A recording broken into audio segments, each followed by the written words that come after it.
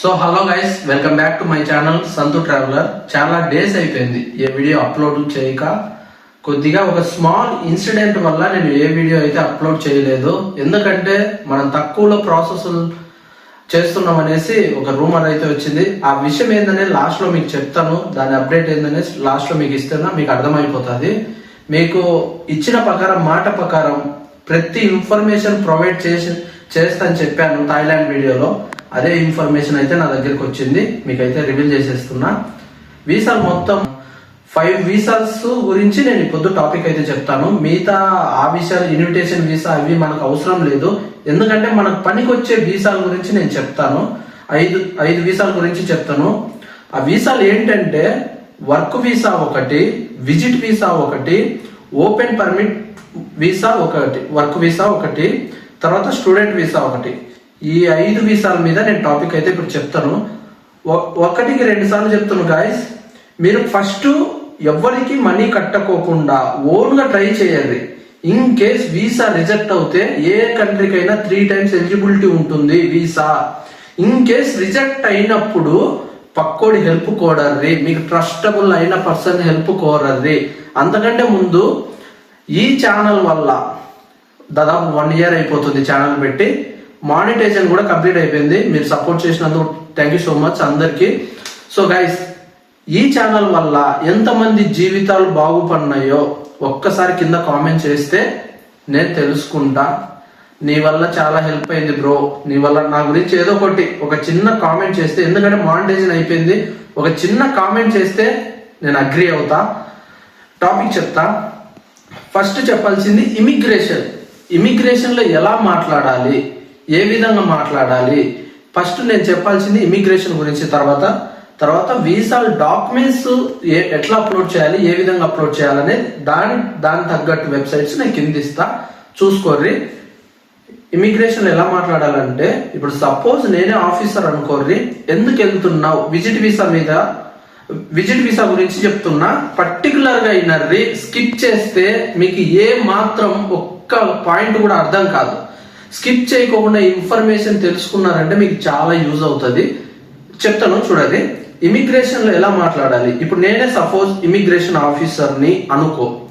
Visiting వీసాకి ఒక questions ఉంటాయి, work వీసాకి ఇంకో క్వశ్చన్స్ ఉంటాయి, స్టూడెంట్ వీసాకి మాక్సిమం, ఎందుకంటే యూనివర్సిటీ ప్రొవైడ్ చేస్తుంది కాబట్టి స్టూడెంట్ వీసాకి వాళ్ళకంటే ఇమిగ్రేషన్ అంటే ఏమీ ఉండదు. ఓపెన్ పర్మిట్ వర్క్ వీసాకి అయితే ఇంకొక స్టెప్ ఉంటుంది. అదేంటనే నేను చెప్తా. ఫస్ట్ చెప్పాల్సింది విజిట్ వీసాకి ఎట్లా మాట్లాడాలనేది నేను చెప్తా. సపోజ్ ఒక పర్సన్ నా దగ్గరకు వచ్చాడు, నేనే ఆఫీసర్ని, ఎందుకు వెళ్తున్నావు, నేను తెలుగులోనే చెప్తా, ఇంగ్లీష్ లో చెప్పను. ఎందుకంటే తెలుగులో చెప్తే అందరికి అర్థమవుతుంది. తెలుగులో చెప్తా, వినది. ఎందుకు వెళ్తున్నావు సార్ అని అడిగారు అనుకో, జస్ట్ విజిట్ పర్పస్కి వెళ్తున్నా సార్, నేను విజిట్కి వెళ్తున్నా. మీకు ఆల్రెడీ రిటర్న్ టికెట్, ఎందుకంటే విజిట్ వీసాకి ఖచ్చితంగా రిటర్న్ టికెట్ అడుగుతారు ఇమిగ్రేషన్ ఆఫీసర్, ఓకేనా. ఆ రిటర్న్ టికెట్ కూడా ఒరిజినల్ చేయించుకుంటే మీకు బెనిఫిట్స్. ఎందుకంటే ఒరిజినల్ ఇప్పుడు నేను అడుగుతా క్వశ్చన్, ఎందుకు వెళ్తున్నావు అంటే జస్ట్ విజిట్ పర్పస్కి వెళ్తున్నా సార్ అని అతను నాకు క్వశ్చన్ వేస్తాడు. Okay, return ticket, show me your return ticket అంటే నీ రిటర్న్ టికెట్ చూపి అంటాడు.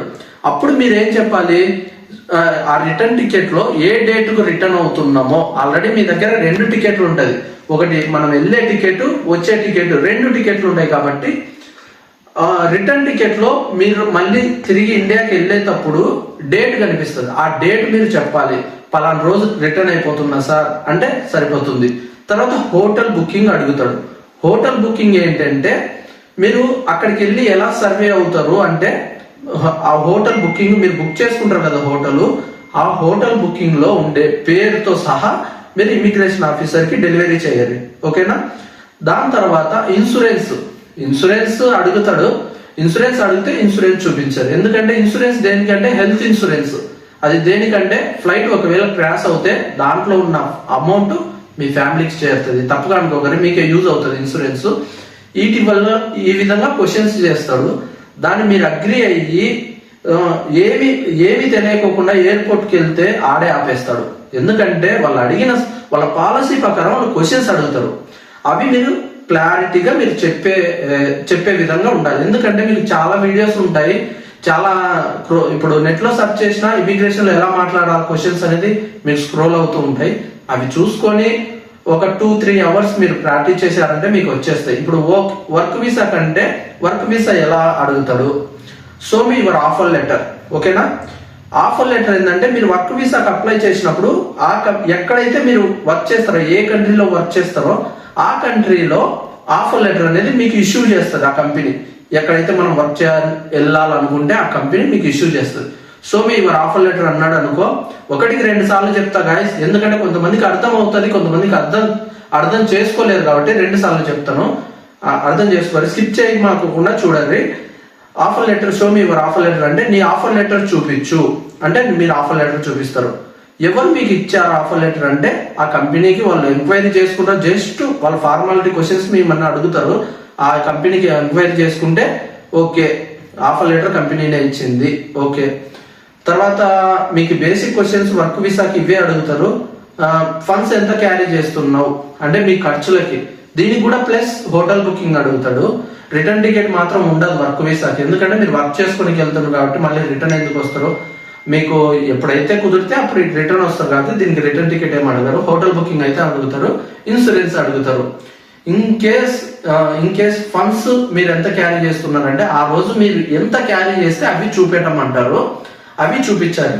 ఓకేనా, వర్క్ వీసాకి ఈ విధంగా అడుగుతారు, విజిట్ వీసాకి ఆ విధంగా అడుగుతారు. ఈ విధంగా క్వశ్చన్లు ఉంటాయి. స్టూడెంట్ వీసా ఏంటంటే ఆల్రెడీ యూనివర్సిటీ వాళ్ళకు వీసా ఇస్తుంది, ఎందుకంటే వాళ్ళు చదువుకోనికి వెళ్తున్నారు కాబట్టి. కొంతమంది మాస్టర్స్ చేయడానికి వెళ్తారు, కొంతమంది ఎంబీబీఎస్ చదవడానికి వెళ్తారు, వాళ్ళకంటూ యూనివర్సిటీస్ ఉంటాయి కాబట్టి అవి ప్రాబ్లం లేదు, వాళ్ళకి ఏం క్వశ్చన్స్ అడగవు. ఓపెన్ పర్మిట్ వర్క్ వీసా అంటే దీనికి కూడా సేమ్ లైక్ ఇప్పుడు ఏంటంటే ఓపెన్ పర్మిట్ వర్క్ వీసా ఏంటంటే మనం వెళ్ళిన తర్వాత మనకు నచ్చిన కంపెనీలో మనం చేసుకోవచ్చు వర్క్. అంటే మనకు వీసా వస్తుంది, మనకు నచ్చితే ఆ జాబ్ చేసుకోవచ్చు, లేదంటే వేరే జాబ్ చేసుకోవచ్చు. ఈ విధంగా ఛాన్సెస్ ఉంటాయి ఓపెన్ పర్మిట్ వర్క్ వీసా అంటే. తర్వాత వచ్చేసి బిజినెస్ వీసా. బిజినెస్ వీసాకి ఇలా ఎలా జరుగుతుందంటే ఇమిగ్రేషన్, బిజినెస్ వీసాకి మీరు అక్కడ ఏదైనా షాప్ పెట్టుకోవాలన్నా, ఏదైనా బిజినెస్ స్టార్ట్ చేయాలన్నా ఆ వీసా మీకు ఉపయోగపడుతుంది. These are the 5 types are the immigration లో మాట్లాడాల్సిన వీసాలకు ఇన్ఫర్మేషన్ ఇది. నెక్స్ట్ స్టెప్ చూసుకుంటే, సో మీకు ఫస్ట్ లోనే చెప్పాను ఆ చిన్న ఇష్యూ జరిగిందని. బ్రో ఈ వీడియో చూస్తుంటే నువ్వు ఆల్రెడీ డాక్యుమెంట్స్ చేరాల్సిన చోటుకి చేరినాయి, ఆల్రెడీ చెప్పాల్సిన వాళ్ళకి చెప్పేశాను, ఇవ్వాల్సిన వాళ్ళకి ఇచ్చాను, తక్కువలో చేస్తున్నాను అనేసి మా మీద పడడం కరెక్ట్ కాదు. ఎంత తక్కువలో చేస్తున్నామో, ఎందుకంటే నీకు కూడా ప్రాసెస్ చేపించింది నేనే కదా. ఎందుకంటే ఒక్కసారి ఆలోచించు, ఎందుకంటే నువ్వు ఇప్పుడు ఎంతమందిని సఫర్ చేస్తున్నావో నాకు తెలుసు అక్కడ. సో వాళ్ళ గిన కనపడినావు అనుకో తర్వాత నీకే వదిలేస్తున్నా. కొంత రూమర్స్ కూడా వచ్చాయి నీ గురించి, ఏది అనేది బ్రో గైస్ ఇది అందరికీ కాదు అన్న. ఈ వీడియో నువ్వు చూస్తూ ఉంటే ఏమాత్రం అభిమానం ఉన్నా చూస్తూ ఉన్నా, నువ్వు అన్నావంట కొన్ని మాటలు, అవి అన్నా మేము తీసుకున్నాం, నువ్వు తీసుకోలేకపోయావు. సో అందరికి చెప్పావు, అందరు కూడా మనోళ్ళే, ఎందుకంటే నాకు సపోర్ట్ చేసేవాళ్ళు. ఎందుకంటే వాళ్ళకు తెలుసు ఎంత తక్కువలో వచ్చాము, సంతోష్ అంటే ఏంటి, ఈ ఛానల్ వల్ల ఎన్ని జీవితాలు మారినాయో మీకు కింద కామెంట్లు వస్తాయి. ఆ కామెంట్లలో మీరు తెలుసుకోండి. ఓకేనా, ఎంతమంది అన్న నాకు బెస్ట్ చేసావు, నా ఫ్యామిలీ నీ వల్ల బాగుపడింది. ఇంకొక విషయము ఆ బ్రో గురించి చెప్పాలంటే కొన్ని రూమర్స్ వచ్చాయి. ఆ రూమర్స్ ఏందో నీకు తెలియాలన్నా నేను చెప్పను, ఎందుకంటే ఇది పబ్లిక్ చేశాను అనుకో ఇజ్జత్ పోద్ది, పబ్లిక్ చూశారనుకో ఇజ్జత్ పోద్ది. సో ఆ వెబ్సైట్ ఏంది, ఆ నైజీరియన్స్ కథ ఏందో నాకు తెలియదు, నీకే తెలియాలి. సో నీ గురించి మాట్లాడే అనవసరంగా డిస్కషన్ వేస్ట్. సో పోను చెప్తా, ఆల్రెడీ డాక్యుమెంట్స్ చేరాల్సింది వాళ్ళకి చేతులకి చేరాయి. వాళ్ళ నుంచి నాకు ఎప్పుడు అప్డేట్ వస్తుందో నాకు తెలియదు, కానీ ఖచ్చితంగా అయితే అప్డేట్ వస్తుంది, నీకు రివీల్ చేసేస్తా. నీ గురించి మాట్లాడాల్సిన పెద్ద మ్యాటర్ ఏం లేదు, ఇక్కడ చెప్పాల్సిన విషయం అర్థమయ్యే చాలు అంతే. ఓకేనా, నెక్స్ట్ గైస్ దయచేసి ఇంకొక టాపిక్ చెప్తా. ఆల్మోస్ట్ నా ఛానల్ని చూసే వాళ్ళు మిడిల్ క్లాస్ పర్సన్సే. వాళ్ళ కోసం ఎంత దూరమైన వెళ్తా, అర్థమైందా? ఎంత దూరమైన వెళ్తా, ఏదైనా తీసుకొస్తా, అర్థమైందా? నాకున్న సోర్స్తో చెప్తున్నా. ఆఖరికి నాకు ఎంత మిగిలిందని చూసుకోను, ఒకటే చెప్తున్నా. ట్రస్టబుల్ గా చెప్తున్నా, నాకు ఎంత మనీ మిగిలిందని నేను మాత్రం చూసుకోను. ఒకవేళ అతనికి టికెట్ 5,000 6,000 తగ్గినా నేను వేసుకుంటున్నా.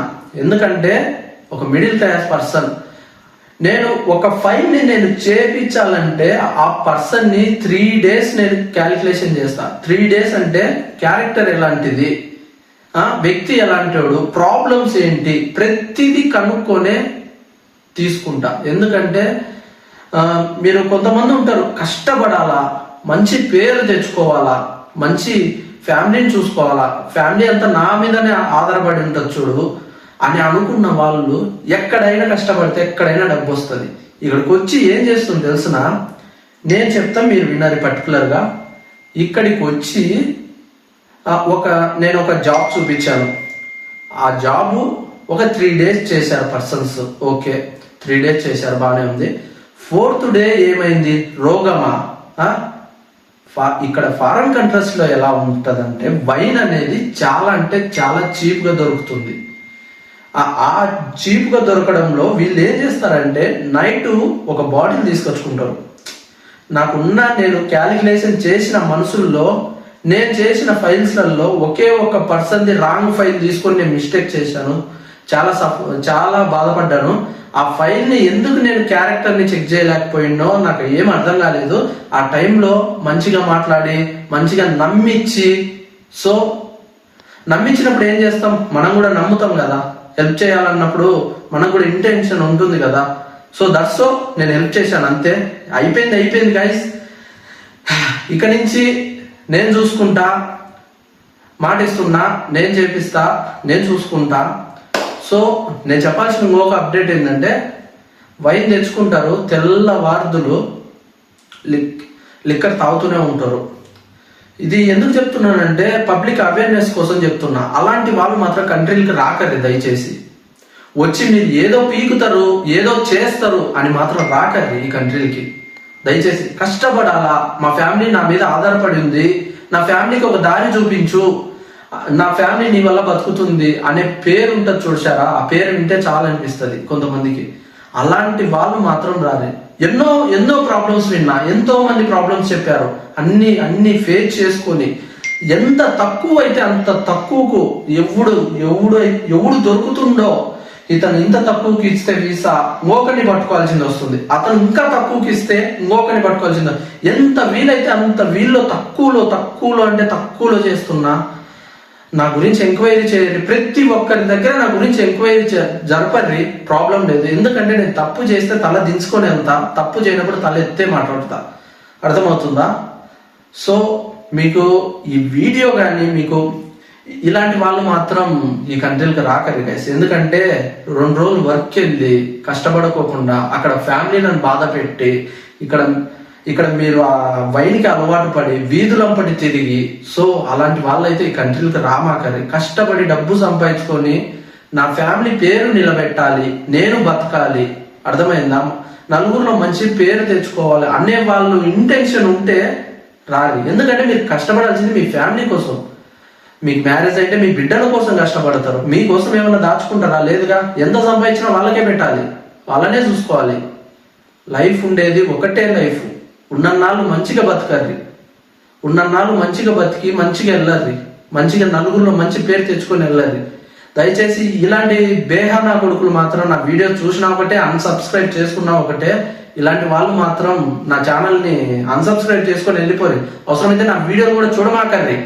సో నేను చెప్పేది ఒకటే, ఆ వెబ్సైట్స్ లింక్స్ అన్ని కిందిస్తా, విజిట్ వీసా వెబ్సైట్స్ అన్ని కిందిస్తా. వర్క్ వీసా వెబ్సైట్స్ ఏంటంటే అవి వెబ్సైట్స్ ఉండవు. ఫస్ట్ మీ కంపెనీ నుంచి ఆఫర్ లెటర్ రావాలా, తర్వాత వర్క్ పర్మిట్ డాక్యుమెంట్స్ మీ చేతికి కొరియర్ అవ్వాలా, తర్వాత విఎఫ్ఎక్స్కి వెళ్ళి డ్రాప్ చేసుకోవాలా, 15 days తర్వాత రిజల్ట్ తెలుసుకోవాలా.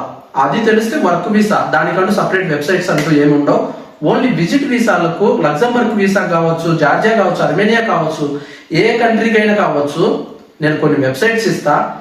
దాంట్లో పర్టికులర్గా రాస్తా అర్మేనియా వెబ్సైట్, జార్జియా వెబ్సైట్, ఓకేనా, లగ్జంబర్గ్ వెబ్సైట్. దాంట్లో ఒకసారి ట్రై చేయండి.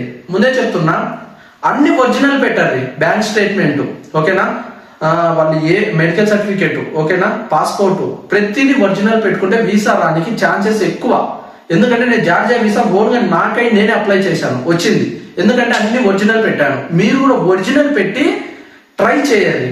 100% to 100%, 100కి 100% గాయస్ వీసా వచ్చే ఛాన్సెస్ ఎక్కువ, ఓకేనా.